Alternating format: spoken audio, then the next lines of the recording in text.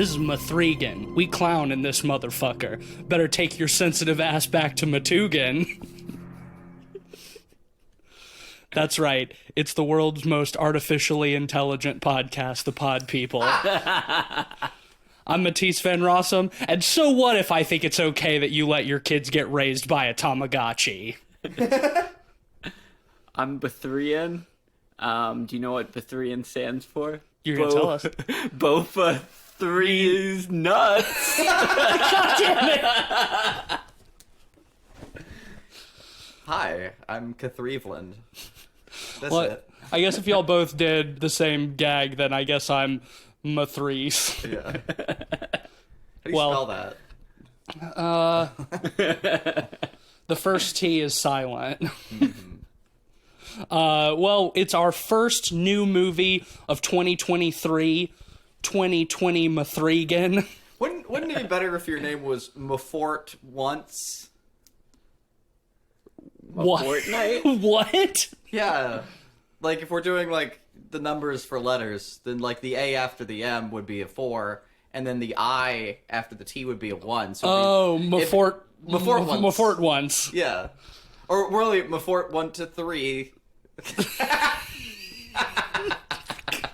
God damn it. I mean, you could just go Matisse 3. Yeah, With it at the end. Mattis 3. It really would be Mattis 3, yeah. That's pretty good. There you go. Yeah, okay, we finally got there. I'm Mattis 3. It didn't take us any time at all. No. We Well, got it. it's 2020 M3GAN, and we're here to talk about 2023 again? M3GAN. That's, yeah. Well, we're talking about M3GAN is the actual title of this film. Is a brand new film directed by Gerard Johnstone, but written by Akilah Cooper and James Wan, the same writing duo who brought us Malignant just 2 years ago, or really, I guess more like a year and a half ago. Really, it's before Glenn. Oh my god, we can't keep doing this. Oh, we can. We can't.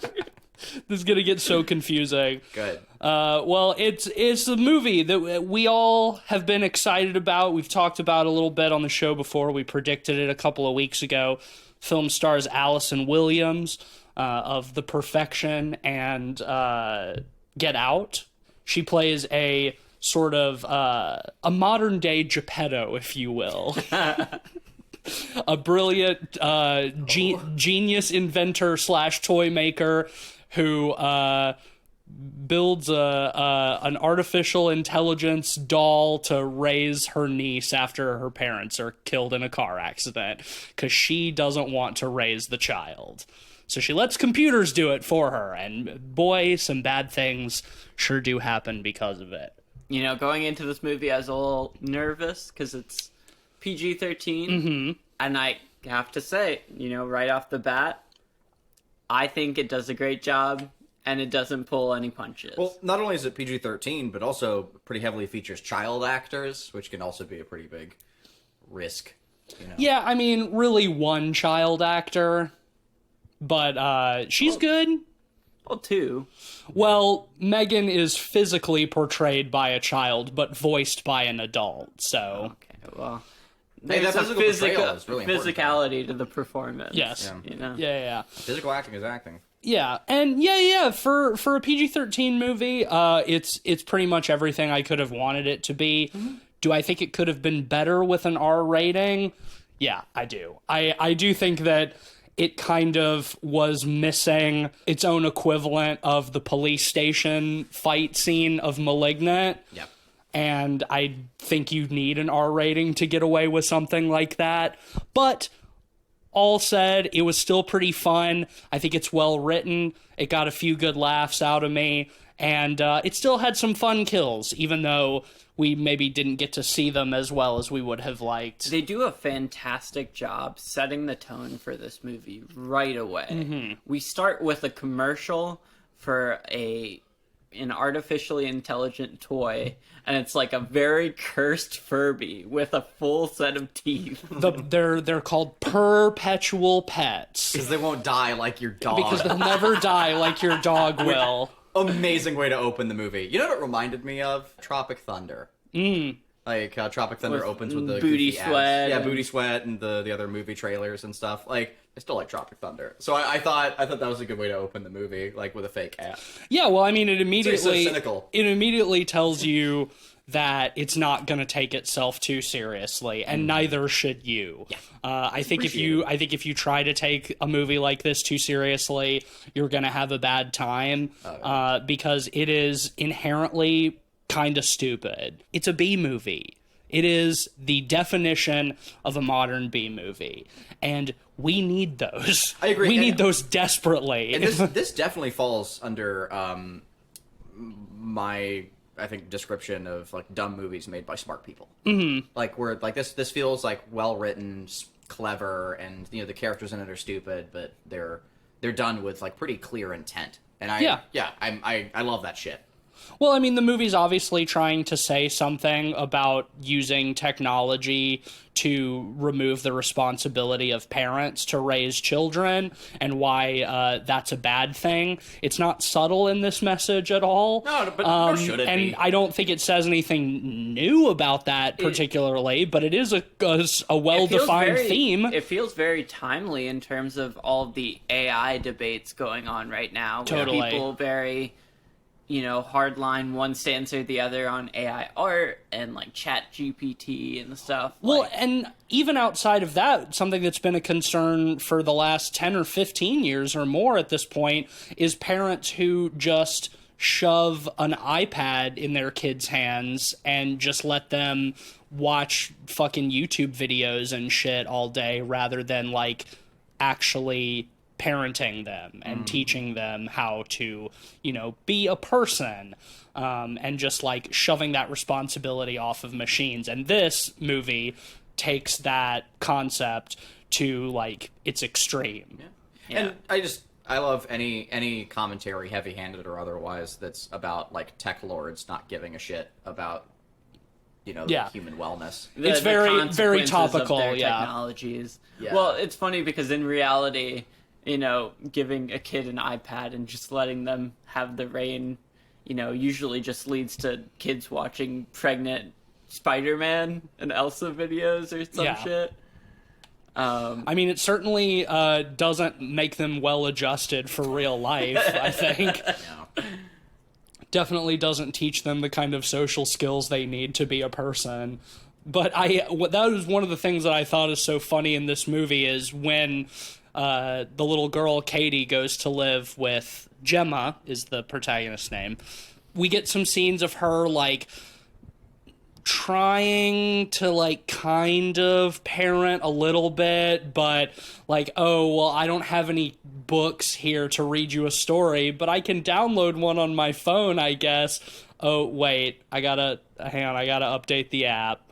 And then she finally has a moment of bonding with Katie in the garage when she shows her the old robot that she built in college, which is kind of this big hulking Boston Dynamics kind of like robot, doesn't have a face or anything.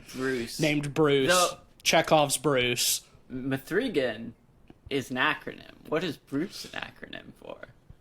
Big robot. Big rockin' automaton. No, automaton's with an Automaton. automaton, like the little musical toys. Okay, no. Big rockin'. Big robot. Use. Use. Not bros. Crush. Explode. It does all of that. Big robot. Use. Crush. Explode. Yeah, I'm here for it. But so it's like she has this moment of bonding. And it's like, oh yeah, I made this when I was in college, and he doesn't have a face. That's a pretty big design flaw? Do you want to like help me like make a face for him? And she they like find some goggles in a tool chest and put it on him, and it's like, oh, they have this sort of like sweet bonding moment.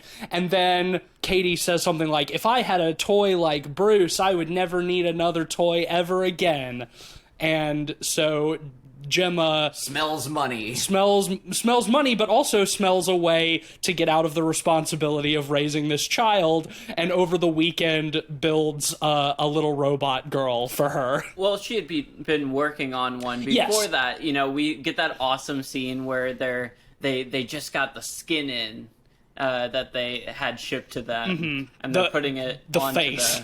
onto this cyborg robotic creature. And the scene where they're showing it to the very skeptical boss who's frustrated is amazing, because it kind of glitches out and just starts to word salad, and then its head literally explodes. Yeah. I don't like that it said something along the lines of "I'll show you my wormhole," which is pretty much what it said. Yeah. It was weird and creepy, but that's this movie in a nutshell. Well, yeah, so this is something that, like, she had been working on before, but it's like, I did think it's funny that, like, after she shows Katie Bruce, then it's just like, then we just get a montage of her just, like, building M3GAN over the weekend, and just like, oh, she works now. She had inspiration. She's like, oh shit, this is how I don't have to take care of my snot-nosed little niece anymore, is I can build a machine to take care of her for me. I loved that the bit about the learning model was based on the perpetual pets having like a camera and a microphone in their face that was just collecting Yeah. Data on children's children. So Yeah. that was the moment. When they're first talking about that, like one of the chief executives comes in, like her boss. He comes in and he says, like, we need to get this rolling or whatever. But like, what is this here? And she says, oh no, it's cool. This is what I've been using the Furby whatever, like the perpetual pets data from. Like, we've been getting all this great data in from children on how they react and behave, and she's going to be like the result of that. And the guy just straight up says like, I'm going to pretend I didn't hear that. And at that moment, I was kind of like, I started rooting for him. Like, and I was like, she's the villain. Like, she's collecting data on children and thinks that's like totally fine and okay. She's a bad person. They're all bad people. Yeah, I got the impression that the boss was saying, I'm going to pretend I didn't hear that because it absolves him of liability, not that he actually cares. Because once he gets the demonstration later with how M3GAN has bonded with the little girl, he doesn't care. Then it's all of a sudden like he's seeing the dollar signs. They're all in it for themselves. Like, all of these characters. When they first bring him in to show off M3GAN, the other guy is like, hey, none of this was my idea to protect himself. Like, all of them are, in it for their own means. And every conversation that's about, like, trying to convince the coworkers or whatever that M3GAN might be a threat or vice versa, because that kind of ball bounces back and forth between the characters. Like, the motivator and all those conflicts are resolved by their best interests, like always. They're all selfish pieces of shit. Every one of these people working in tech. I mean, I love that. I think that's great. It's the classic story of ethics in tech, which we see all the time in the real world today. It's very topical. Well, it's cool. It's this movie is sort of a nice little Venn diagram crossover between Terminator and Chucky. I like that a lot. I was going to ask this too because recently there was a Chucky film. The Child's Play remake from 2018, I want to say, when that came out. And y'all went to see that one for the podcast. I missed it. How do y'all see the comparisons here? This did remind me of that in a number of ways, because in the Child's Play remake, Chucky is no longer possessed by the spirit of a dead criminal. He's a rogue AI. It's a rogue AI. Well, it's an AI that is programmed by a disgruntled employee to basically go rogue. Because he's fed up with being exploited. But yeah, they're very similar. I gotta be honest, I think I prefer the Child's Play remake to M3GAN slightly. It's R-rated, and it's a little more goofy. There's a part where he peels off somebody's face and puts it on a watermelon. Yeah, there's nothing like that. There's nothing like that in this movie. Again, you see the contrast between what they could have done with an R-rated movie and what they ended up doing with a PG-13 movie. And for a PG-13 movie, I think they did a lot. There are some creative kills. Like, always neighbor off screen, but like the setup is great. The neighbor who gets power washed to death with chemicals. With chemicals. Awesome. Yeah. Or the kid the bully who gets his ear ripped off. And then M3GAN chases him like a dog through the woods. Yeah, everybody who's seen the trailer has seen that part of her running on all fours. I'm really curious about it, but I wouldn't be surprised if that bit was inspired by all of those like TikToks of like horse girls who like gallop around on all fours. Have y'all ever seen one of those videos? I think it's that, but I think it's also like because Boston Dynamics comes up a lot in this movie. They even brought on Weta to do some of the special effects to make it really feeling like that. Like Weta and Boston Dynamics are, like there's a lot of comparatives. But Weta does special effects. Boston Dynamics makes robots that they're going to strap guns to and will shoot people down in the street. Weta is known for doing like practical sci-fi stuff that looks like Boston Dynamics. Sure. And so like they were a good pull for that. And there are a few sequences where we even see them like testing M3GAN with like by trying to knock her over with the way that they would do it. There was that video circulating a couple years ago of them like poking the Boston Dynamics robots to show like, hey, look, these fuckers can rebalance and not fall over now. Yeah. And everyone was like, hey, maybe we shouldn't be prodding like the super strong titanium machines like while we're teaching them because they'll remember it, which is very funny. And so here, like, M3GAN actually does. Yeah. Which is cute. I liked that a lot. She's running, like, a weird robot dog thing. Yeah. And that's cool. But, yeah, also the horse girls. Yeah, those videos are fucking weird. Yeah, I mean, it's just weird people and the internet crossing, Yeah, I mean, specifically, like, weird rich white girls who are way too into horses and then start to run around on all fours. And I've seen a couple where they're like jumping over like they're leaping over things like a horse. It's weird, man. What's wrong with white women? All white women, all of them. What's going on? We need a wellness check. Yeah. But yeah, that part in the movie is fun. Well, where she's like ripping his ear off, it's like stretching his ear to like an almost comical degree. Yeah, it's great. And it's like it's like Looney Tunes almost. Well, I like how that. We're just gonna just jump around. Oh yeah. I like how the asshole boy is introduced, where they're at like some kind of kids out and about event, and like.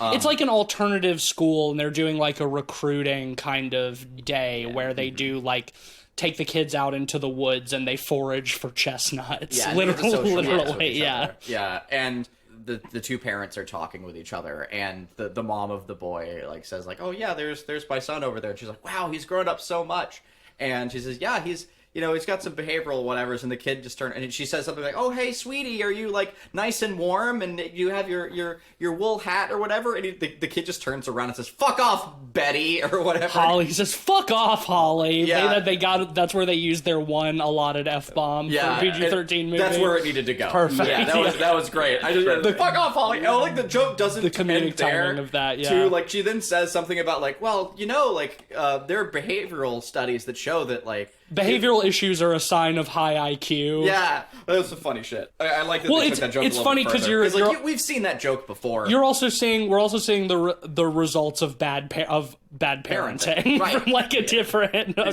perspective. Please. So it all carries into the themes and stuff too. Mm-hmm. I like that in like the montage where Gemma is sort of like imagining this like M3GAN commercial or whatever. Where it's like, did you know that 78% of a parent's time is spent, like, repeating the same instructions to their kids and stuff like that? And her example is like, Katie, why did you flush the toilet? Gross. It's like, now, so we built a way to take that responsibility away from parents. And then it's like M3GAN, she's like, flush the toilet, wash your hands. And it's like, so you can free up the time to do things that matter. And it's just a shot of her sitting down on her couch with her laptop and turning the TV on, like alone without the child. Where she comes out of the bathroom again, and M3GAN is like, "Come the fuck on," like she's like, "Come on, Katie. Katie, you really have to flush the toilet." Yeah, I think that's perfect. It sums everything up so perfectly in a nutshell because like. This automation, it's taking away actual productive things to physically do, so you can instead just sit there and so you just can on your device. So you can just ignore your child and let a device do all of the parenting for you. Can we talk about, there's an elephant in the room here. Okay. And it's mad uncomfortable. And I don't want to talk about it for very long. But have y'all heard the comparisons where they're like, she looks like a child-sized real doll, and how fucked up that is? Fuck off. Yeah. If your brain's Correct. going in that direction at all, you're a fucking sicko. Thank you. I will say, like, the latex of her is creepy. Yeah. It is. Oh yeah, well creepy. the uncanniness, like she does look like a And also, like, real dolls are creepy. yes. Yeah. So, But the uncanniness is like the point, right? It's like she's supposed to look as close to like a human child as possible while still being like plastic and fake, you know? Honestly, what she reminded me of a lot is, have y'all ever seen, I've never actually watched the movie, but have you ever seen pictures of the baby prop that they used from like one of the later Twilight movies that's like Bella and Edward's baby? I've seen the clip of that in the movie. I haven't seen, like, pictures. I gotta show you what this baby looks like real quick. I know this is an audio medium, but You can Google along. if you've seen Twilight, you know what the baby looks like.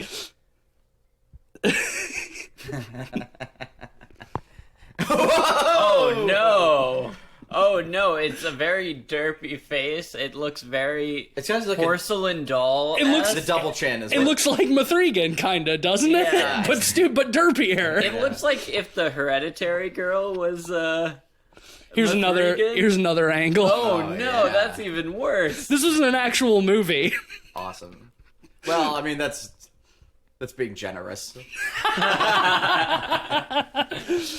Yeah. But Oh, here, one more. Oh god. yeah, I will say too, like, they use some like CG enhancement on the Yeah. doll as well, and much like in Men, it makes it creepier.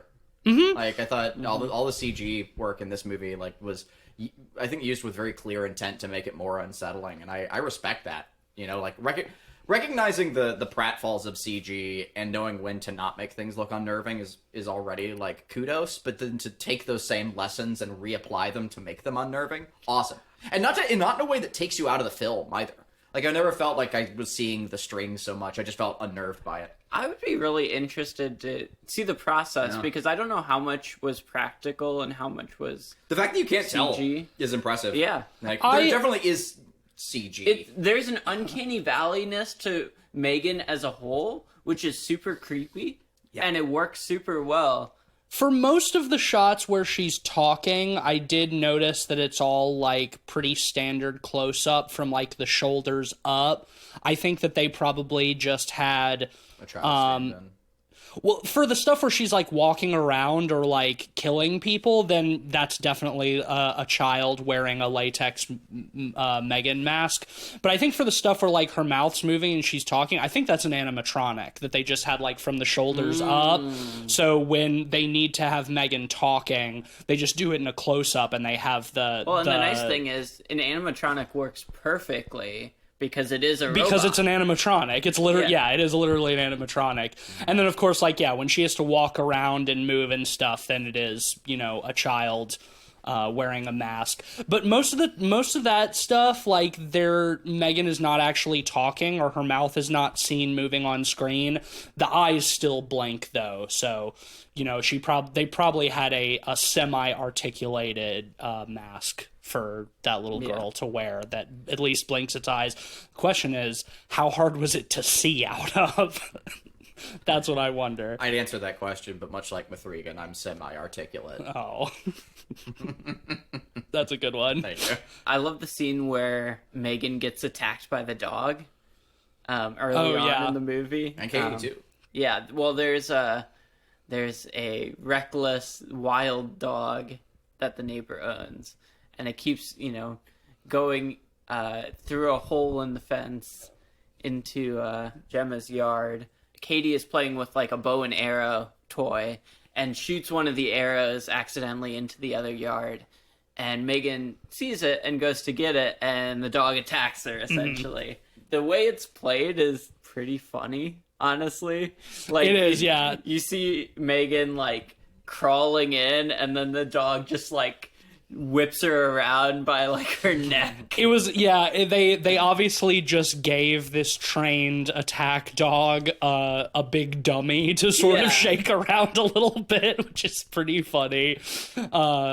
And then, of course, that leads to M3GAN killing the dog, and then the owner later, that's the woman who she power washes to death, which is a really great, fun, creative kill. I think it would have been cooler if it had that R rating and we could see the aftermath of the person with their face, because a power washer will strip flesh off. A chemical power wash. Yeah, that's held like right up against somebody's face. Like that will blast your face off.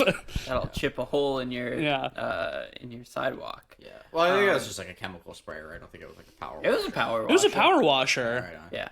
I know you're very particular, Cleve, about dogs getting killed in movies. This was great. I was gonna say, like, because it's so implied, it kind of avoids. I mean, they also have the dog like straight up bite the child, and like, attack M3GAN, who, like, from the dog's perspective, would have just been a kid. Yeah. Like, in the way it attacks, like, yeah, that dog probably. And like, she does bite Katie. Like, I don't like how what's the protagonist's name? Gemma. Yeah, how Gemma, like, early on is just like, you just fucking kill your dog. She's like talking to the police. Yeah, but Gemma's also a bad person. Right, exactly. But also, like, damn, after seeing that, I mean, yeah, maybe. Like, you should have been a better pet owner. Like, that's pretty fucked up. I love how the filmmaker has an understanding of what is fun in this movie. Yes. What is fun is showing M3GAN luring the dog to kill it. Yeah. Not the act of killing the dog. Yes. Particularly. Thank you. I agree. And they cut away from that. They cut away from it, and I was very glad for that, because I don't want to see that shit, even with the dog deserving it. Or whatever. But her luring it away, her imitating the neighbor's voice and like dropping a treat down or whatever. Well, was very funny. Actually, last episode, in my point about animals being killed in movies, like, the concern was that it's often animals without sin, but this dog is definitely with sin. Oh, yeah, that's a bad dog, and it needs to be killed. That dog's and sinning. Yeah, like, that's fine. I think that's, and also too, like, the joke later on when M3GAN has the neighbor like pinned down with the nail gun before she chemical washes him, like, the lady's like, "Where's my dog?" or whatever, and M3GAN says approximately like, "This GPS position in 5 feet deep, bitch." Like, is I shouldn't say bitch, but you might as well. It's great. Like, I thought that was a really funny line. Like giving its exact GPS coordinates and then murdering her. Awesome. Like, that's good. Yeah, well, I mean, you want M3GAN to be quippy in the tradition of Child's Play. I was about to say, like, on a level of playing it completely straight to like full on Child's Play one-liners every step of the way. M3GAN is somewhere in between. In between, probably in the middle. She's a little sassy at times. That's really the best word to describe it. Like, I don't think she has any particularly like great one-liners or anything, but she does have this kind of obnoxious sassiness that like a child would have, where like it's not funny, but like Well, what is funny is when she does try to play it straight.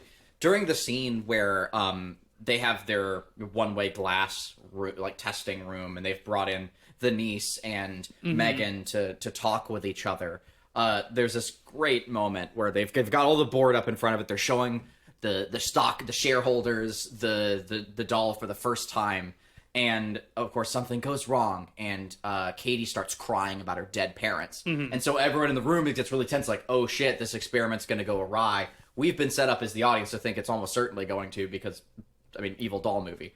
And instead, M3GAN, like, comforts her, like, perfectly. Like, and hits, like, all the right points to, like, cheer her up from, like, this horrible thing that she's, like, crying over. And then, at the very end of it, right when it looks like there's resolution, M3GAN starts singing a Disney-esque song about it. She does that multiple times. Yeah. And it's so it's good. Perfect. It's so funny. Like, I was dying, and it's a cool way to show commentary on how hollow that shit is. I'm a sucker for like a corny Disney song every now and then, but like at the end of the day, it is very like emotionally manipulative. I'm just and super... I love the way that they use that in this film. And what I love about it too is they let her get like one verse in and then they cut. Like it's not, they don't do like a full musical number or anything. It's like they... Well, at that point, it's not a joke anymore. Right? Exactly. Like to keep it a joke, it's like you have her start singing and then you cut away to something else. Yeah, this movie always knows when to cut away. There's a part you got up to go to the bathroom, Cleve, so you missed this, but it's after M3GAN has chased the boy into the street and he gets pancaked by the truck. That I caught. You caught that. This is later. This is that night, and Katie's in bed and she asks M3GAN. She's like, M3GAN, did you push whatever the kid's name is? Did you push him into the road? And M3GAN gets up and like gives her this little speech about how, oh, you know, the world is full of people who want to do us harm, but don't worry, I'm never gonna let anything bad happen to you. And then she just like sits down in the bed and starts like stroking Katie's face, and she starts singing that god awful Sia song, Titanium, that was so big a few years ago. And I love it. That is the perfect song that they could have picked, because it's like it's super obnoxious radio song that everybody remembers from like 6 years ago, but it's not something that you ever hear anymore. Like, thank God that song is finally dead. And so for M3GAN to break that out, what it made me think of too is it makes me think of that maybe Gemma like programmed her own taste in music into her own bad taste. into M3GAN, her own bad taste in music. It's additionally funny because M3GAN has a titanium skull. Exactly. Well, yeah, like the multiple times she sings, it's all like reappropriated shitty kind of pop songs. Like later in the movie, she sings like Toy Soldiers by Eminem. That's what she plays on the piano. Oh, when she's playing on the piano, sinisterly sitting in the dark, playing.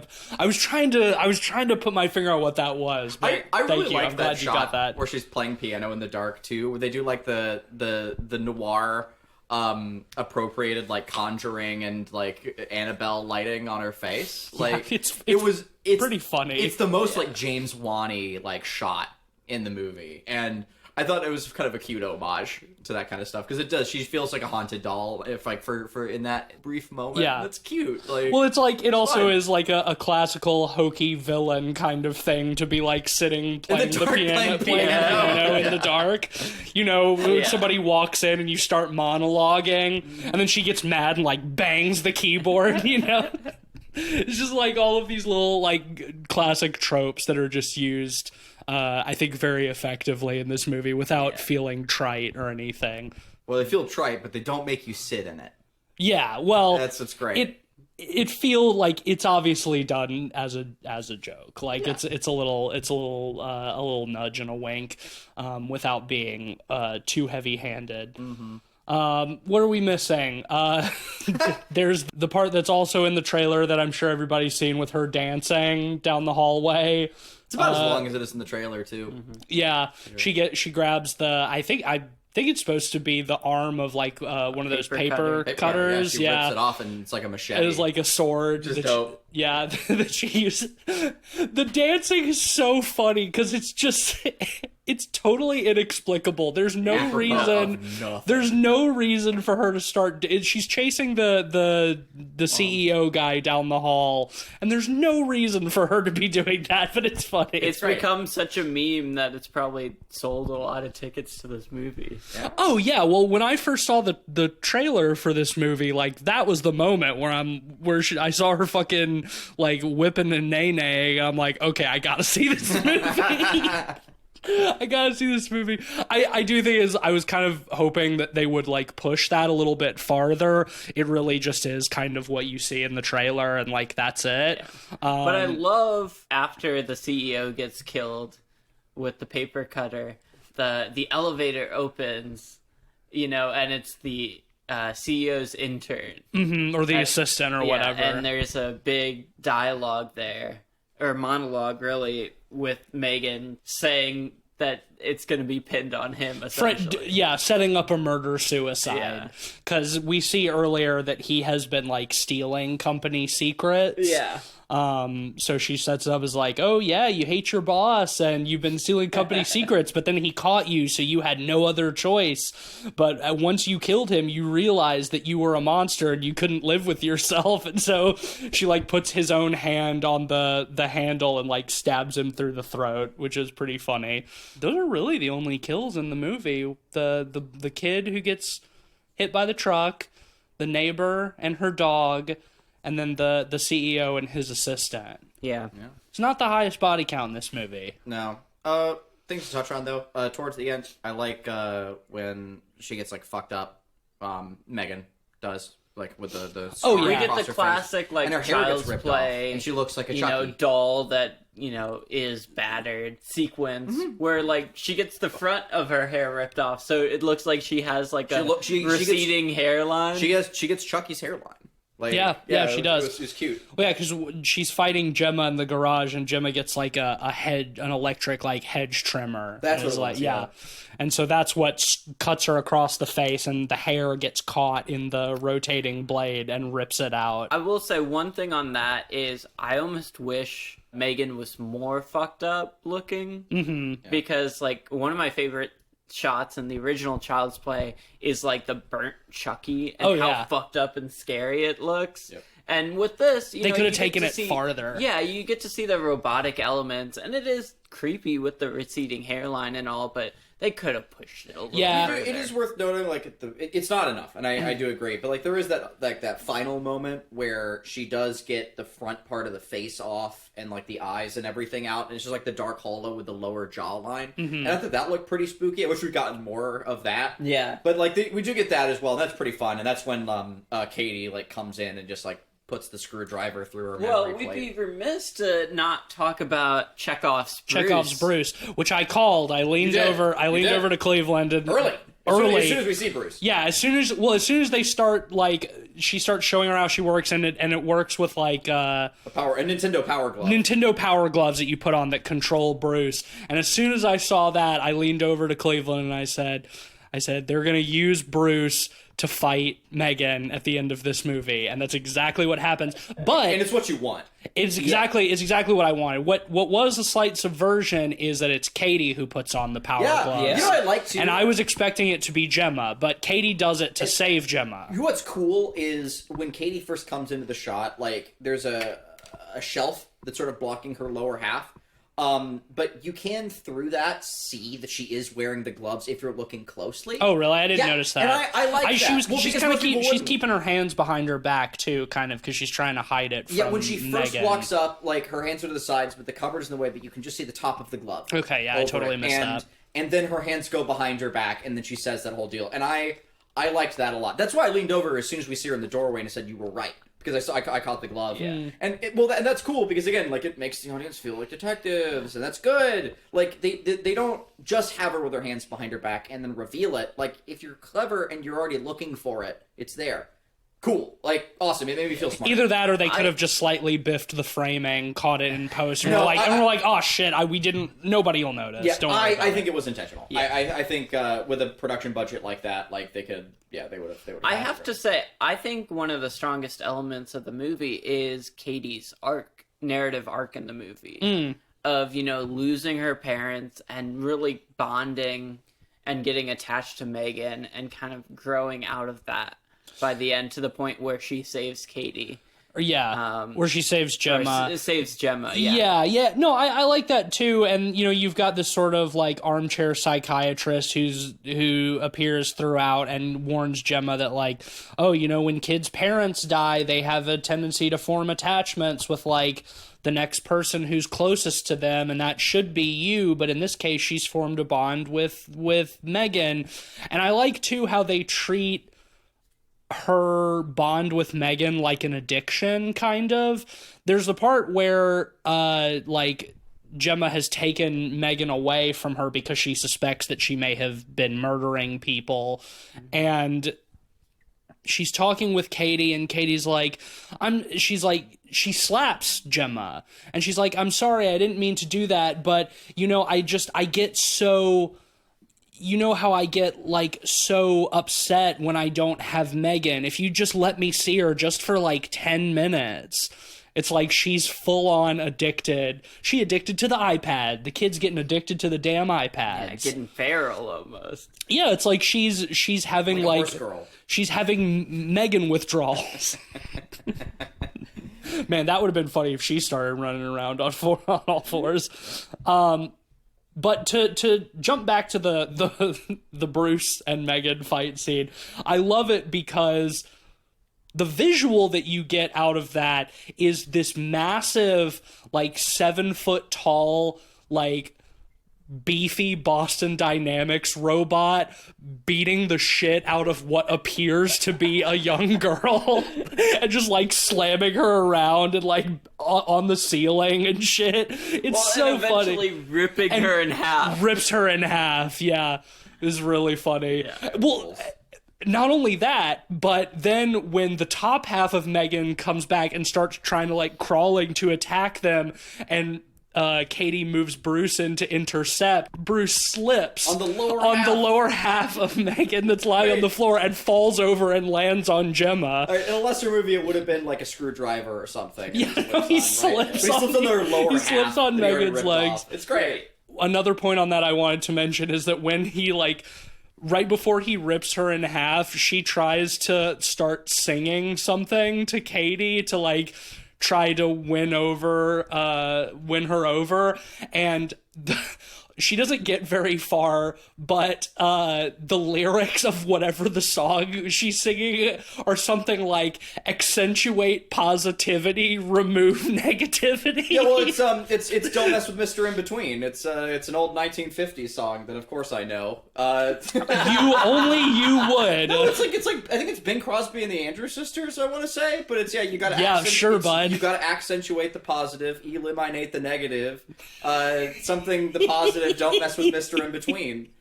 And yeah, but I like it that she says eliminate the negative, and that's what she just rips her in half. He's eliminating the negative. It's fun. Well, it's also they also play the song in the Fallout games. That's how I.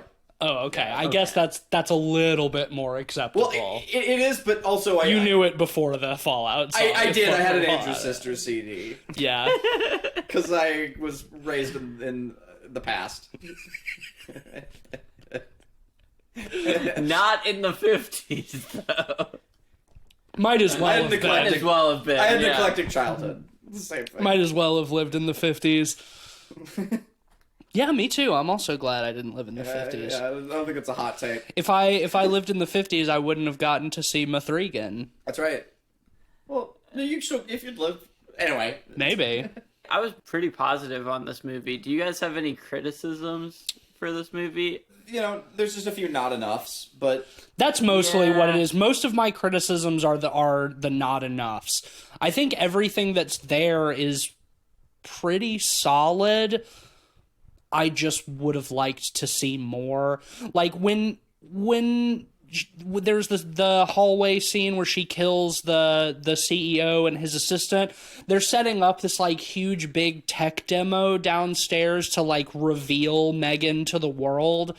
I was really looking for, again, the Malignant comparison just because it's the same writing team. I was looking for Megan to go berserk and slaughter everybody in the room on live stream for the whole world to see. Yeah. And again, I think that was a limit of the ratings, of the rating that they got. I think it was also so they can keep their options open for Meg Foran. Yeah, Meg Foran. Well, yeah, it'd be M3GAN Foran. M3GAN Foran. Yeah, I mean, it's mostly just I wanted a little bit more out of a lot of things in this movie, but what I got was fine. They do kind of imply that there is an opening for a sequel. As they're walking out of the house at the end, the little Amazon Alexa they call robot it Elsie. Elsie, that's right, turns on and like swivels its head, kind of. Perfect, yeah, because she always had access to the internet. Right. So there's no reason why she wouldn't be able to just uploaded upload her consciousness into another body. Yeah. Perfect. So, if this movie is successful, then Pretty sure it is. then It has been. we could definitely get a sequel. Well, it's been very positively received. We'll get into that. But yeah, I if it makes enough money, I could see them doing a sequel. I just hope that if they do, go big, go bigger. Well, that's the thing. Like, I would imagine this company that was announcing it will continue on because they see the profit motive there, right, regardless of the consequences. The and we'll have a ton of different M3GANs. Yeah, it was Funki, I think. Funky. Funki, funky with an I instead of a Y, which is like, because if it's fun, it's funky. That was their catchphrase or something. It was something like that. Yeah, I mean it's which is stupid. And it's Glebus. It's Florgal. It's I mean tech companies have two modes for naming. It's either purposely misspelling an existing word, like in this case, or just making up a nonsense word. That's all tech companies. It sounds kind of vaguely cute. Yeah. And harmless. Oh, I do like that when they're excited about M3GAN, the guy says, "Yeah, we're gonna kick Hasbro in the dick." Yeah. I thought that was a good line. Yeah. Well, they're selling M3GAN. They're planning on selling M3GAN for $10,000 a piece. Fuck, I almost spat out my drink. That's so funny. It's like, well, that was the first question he had after he was first shown M3GAN was, can we produce this for less than a Tesla? Yeah, what are we talking? Yeah. More or less than a Tesla? And her response is, it would depend on the model. So well, like she she looks at like one of her other coworkers on the other side of the room, and her coworker kind of like points down a little bit, and then she's like, "Yeah, it depends on the model." That's pretty funny. Okay. Rating time, boys? Yes, sir. Yeah. I pretty much liked everything about this movie, but I think it could have gone farther. I am hung up on the PG-13 rating still, but it wasn't bad by any means. Solid with room to grow, I think. I'm feeling like a good 3.5 out of 5 again. Yeah. This is probably a 4.5 out of 5 for me. Wow. I really have few complaints. While they could have gone further with it, I'm just going to assume they're going to do that in the sequel. Let them do the sequel R-rated. Yeah, it didn't feel like they were pulling punches necessarily. A lot of times it felt like they were leaving some of the finer details up to the imagination to make sure the end product stayed fun. Yeah, they knew when to cut away. It's probably my favorite movie of 2023 so far. No biggie. Yeah. More Than Way of Water. That was 2022. Oh, you're right. Yeah. So check it. It's all still in theaters. So. Trying to trap my boy over here. Yeah. Yeah. Well, I want to say one thing. I'm gonna call it now. Every movie we cover in 2023 is gonna be about one of two things or both: family or trauma. And this is about both. Yeah. So usually it's mostly about family, but also about trauma. Yeah. I mean, it's hard to do a horror movie that isn't in some capacity about trauma, because horror is traumatizing. If a person does a scream in it, then it's about trauma. No, it can include trauma, but is it about trauma? Okay, that's fair. Yeah, it's using as a metaphor. Yeah, to talk about that. This movie does. Well, right. Cleve, what would you rate M3GAN? I think a 3.5 is a good rating. I think that's solid. I think it's 3.5 plus. It's a solid 3.5. I would recommend it. I would definitely. Yeah, I would recommend it too, for sure. Yeah, that's great. Well, that will give M3GAN an average of 3.8 out of 5 GAN. Awesome. Fantastic. And a recommendation. And you said this would get old. No. You're right. It doesn't get old. A recommendation from all of us. I mean, especially, geez, it's fucking January. Go see it. Fuck you, it's January. Go see M3GAN. Or go see Avatar: The Way of the Water. That would also be an acceptable alternative. I'm seeing it tomorrow. That's right. We're all going to see it again. Yeah. Well, Cleveland's first time. Mine and Ben's second time. I cannot believe you guys are this excited for like a 3+ hour CG movie. And I like long movies. And when we get out of it, you will be too. You'll be You'll understand the way of the water. You'll understand the way of I gotta water. prepare. I Yeah. gotta get some nutrient pills or something going into it. Yeah, you need some blue pills. Oh my god.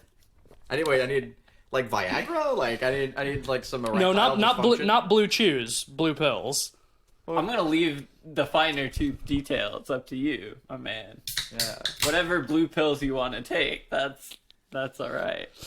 Well, I know we did predict this one. Do we want to do predictions now? We don't have wait opening until box next office. week. Yeah, Yeah. okay. Well, speaking of next week, we're rolling right along with another new 2023 film. Very different though. We're going to be talking about Ennis Men. Anus. Anus Man. Which is I don't know what it's about, but we did predict it a couple weeks ago. It looks like it was made in the 70s, but it was not. I am worried about this one being pretentious. We'll see. Yeah, we'll see. I think the trailer looked cool. It looks think good to me. One of three of us is gonna like it. Minimum. I think at least one of us is gonna like it. I think that's a safe bet. Yeah. I'm going in with hopes. I think that there's nothing in the trailer that tells me it could not be great, but there are a few signs in the trailer that it's student film shit. I don't know. I'm a little concerned. We'll see. I like I like swimmy grain though. If a student film can successfully look like it's from the 70s, and that's a fucking impressive feat for a student film. Yeah. All right. I mean plot. I mean plot-wise. Sure. Specific. I don't mean, like, again, the swimmy grain, all of that stuff. I understand technically, especially in this day and age, that it is a feat, and it's super cool to get your film shot like that. And the cinematography even feels that way. But the plot, I don't know, man. It looks pretty deep.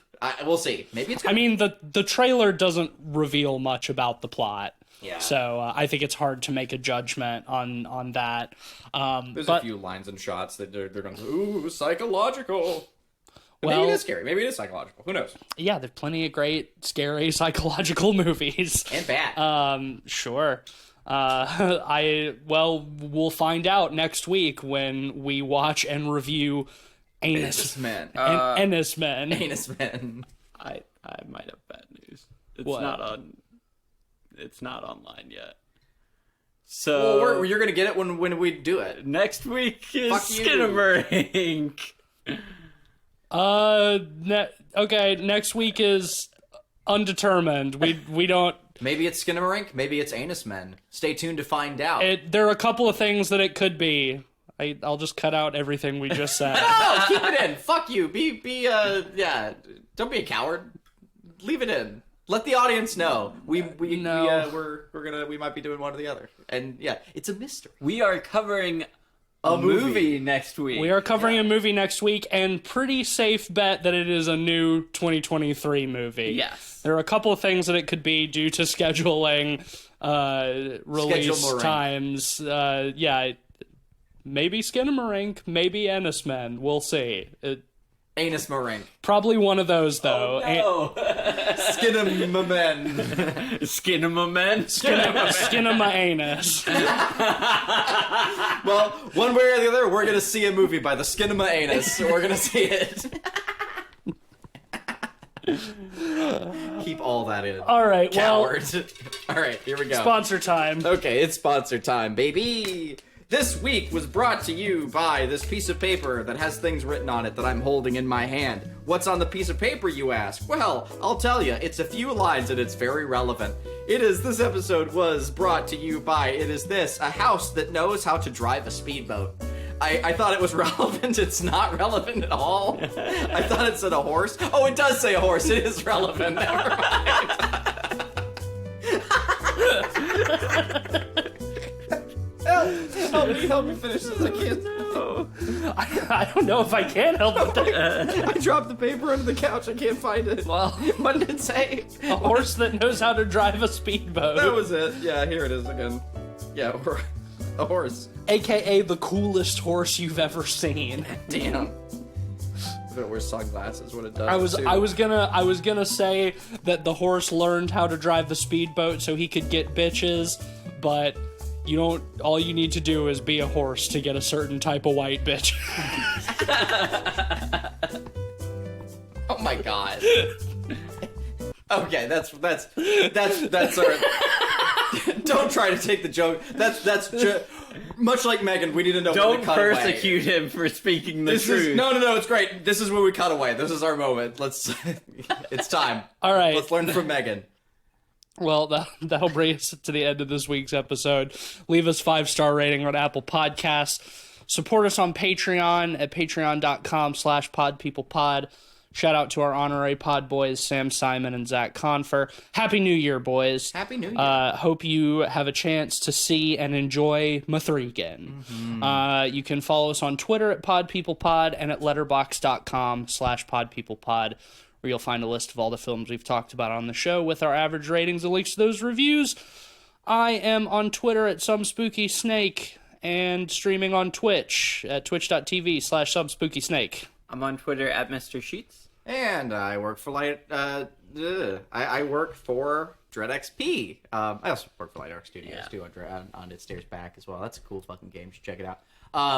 But yeah, check out any number of our super cool and awesome and fun games that we've got at DreadXP. I, in some capacity, have worked on most of them. Yeah. Mm-hmm. All right. Well, thanks for listening. It's time for us to whip and nay our way into the night. Goodbye.